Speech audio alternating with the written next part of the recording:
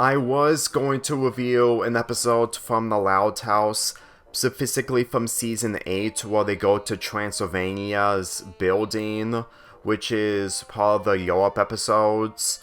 But not only I did my fanfic reading of the Autumn fanfic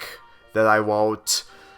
I'm still burned out and too exhausted from the fandom of The Loud House, and reviewing that episode wouldn't do much of justice of me enjoying the show due to basically everything that's been going on. So, in favor of that, I'm gonna be reviewing a Halloween episode from one of Nickelodeon's oldest cartoons from the late 2000s, The Mighty Bee Catatonic.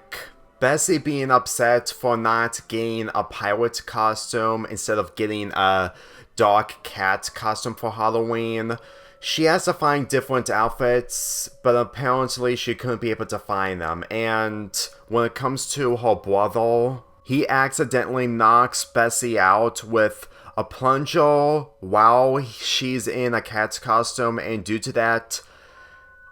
Bessie has become a cat with letter eyes.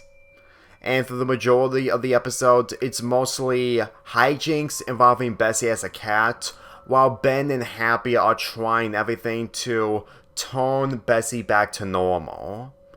For a Halloween episode, I expected more, but to be fair, this is the closest we're ever going to see a black cat center stage for a Halloween episode. There are only 4 characters being used in this episode. Bessie, who is a cat, her brother, Ben, who is trying to help, Happy, who is the dog, who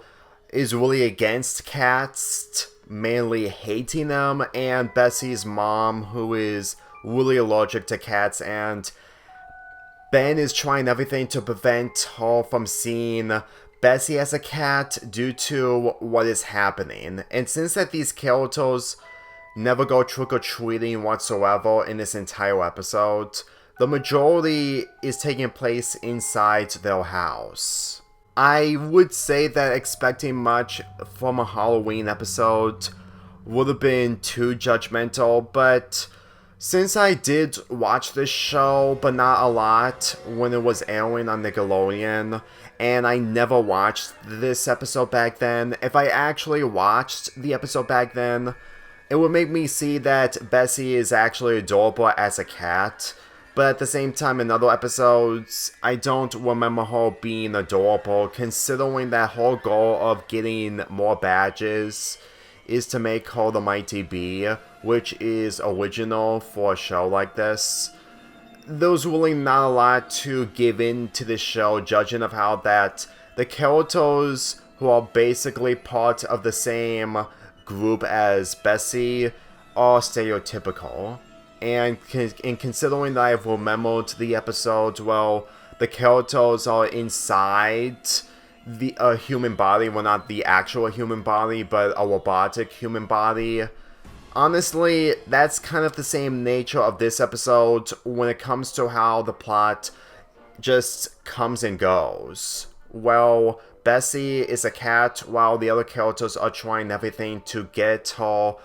not only out of the cat, but also being herself. Since, in all honesty, just seeing Bessie as a cat, that's something that I actually expected from SpongeBob. And with this show just being like SpongeBob, since that's what Nickelodeon does when it comes to making cartoons that aren't slice of life, I say that this show probably got overshadowed by Fanboy and Chum Chop since it came out around the same time that this show was close to ending. And with how people remember that show more compared to this show, honestly, this show being forgettable wasn't really bound to happen. It's mostly due to how Nickelodeon handled this show. So the only thing I can think of is mainly of what this show would have been if it was something else rather than just being another SpongeBob knockoff. Like, every time I try to remember the good qualities of the Mighty Bee, especially from this episode, it's mainly of what the show had material that I wasn't really on board with. Like, the animation, with it being a little too ugly in some aspects, really throw me off, since it's similar to Billy and Mandy, which I think that the art direction or the art directors or animation were probably from Billy and Mandy, and they probably went straight to the show. But at the same time, the animation and character designs are similar to the character designs from My Life as a Teenage Robot and Ren and Stimpy, and there's probably a lot of inspiration when it comes to some character designs from Ren and Stimpy, and obviously the stock music from the background, since Ren and Stimpy did stock music. But I could be wrong on that one. Since the entire episode is taking place mostly in the house rather than Halloween itself, honestly, it really makes this a lot more empty, considering that we don't get to see what the other characters do that appeal from time to time. And it just feels really awkward when you take into consideration that the other characters, while being annoying and mostly forgettable, still contributes on making this show better when it comes to people who actually enjoys this show. Like, I'm only going to assume that without focusing on the black cat element is probably the biggest sacrifice in order to make that type of plot work, with the other characters mainly happy being so overreactive to the point that it will make this episode work, since that they're trying to showcase that dogs like Happy are really against cats and really hates cats, which I never forget Tom and Jerry on the fact that Tom always gets chased by the dog. Yes, he does have a name, but I forgot his name. And you know what I mean when it comes to those types of material. When it comes to them leaving the house, it didn't last long, as when they go to another house, they accidentally made kids cry when they come out of the man's Halloween costume's chest. Since that the kids thought that that they actually came out of the man's chest, which I'm not going against, since that it's kids' imagination when it comes to Halloween, so I can't really judge that. But when they get back, this leads to Bessie's mother thinking that she is a witch, which is actually a little too late. So it really gave me the impression that what I've witnessed when it comes to Bessie's mother becoming an actual witch due to her costume being a witch, I'm always thinking that there's probably more of a reason onto why people don't remember this show, especially from this episode, mainly the fact that it's too over the top to the point that, well, it's supposed to be funny, it just really feels a little too over the top to be considered charming. Like, I really feel like that this show is charming when it comes to how the premise is displayed, and the fact that Mighty B, mainly Bessie, isn't really a terrible character compared to Fanboy and Chum Chum. Despite the fact that she has the same voice actor as Joy from the Inside Out movies, which surprised me when I looked into this show before watching and reviewing this episode. But at the same time, whenever I think of Bessie not being as annoying, is mainly the fact that her goal, despite having nothing to do with the future that she needs to take care of herself, is really understandable. Like, getting multiple badges, honestly, when it comes to a character being a scout, it's really well to come across. And since that Camp Lazlo never had the characters owning badges, because obviously the Scout Master isn't the Scout Master that they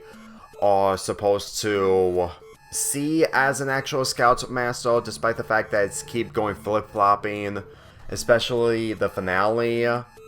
Honestly, this is really original to see Bessie attempting to get so many badges to become the Mighty B. And when it comes to what happens in the end, with this show having no ending, I'm going to assume that she will face reality when it comes to the badges meaning nothing when she gets older, but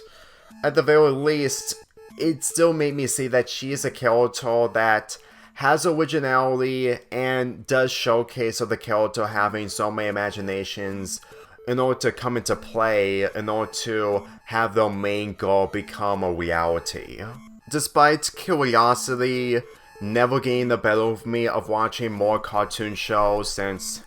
with this still being animated, the animation community sucks due to what we've been through, especially what happened when Fixed got released 2 months ago. Honestly, it's kind of difficult to see any quality when it comes to these shows due to basically the animation community right now. Like, if this episode came out today, people will probably bash it. But since that this show is forgotten, it's either for the best on the fact that this show, while it did have criticism back then, it didn't compare to basically the animation community giving death threats towards the people who worked on Fixed. Regardless if it's a raunchy movie that people are not into, it never harmed real-life animals. It never did. And there's more of a reason onto why I'm reviewing less and less bad episodes as each month passes, as I reviewed way more less bad episodes this year compared to last year. That's how much I really can't stand the animation community, because at this point, there is no civilized group whatsoever, and even if there is, it's not going to make up on the fact that death threats from trash people are really making the community a lot more worse, to the point that there is no good. To the point that I'm really convinced that people expressing bad things about a community is supposed to be important when it comes to people getting harmed, and setting death threats to animators is harmful, but when it comes to people being positive,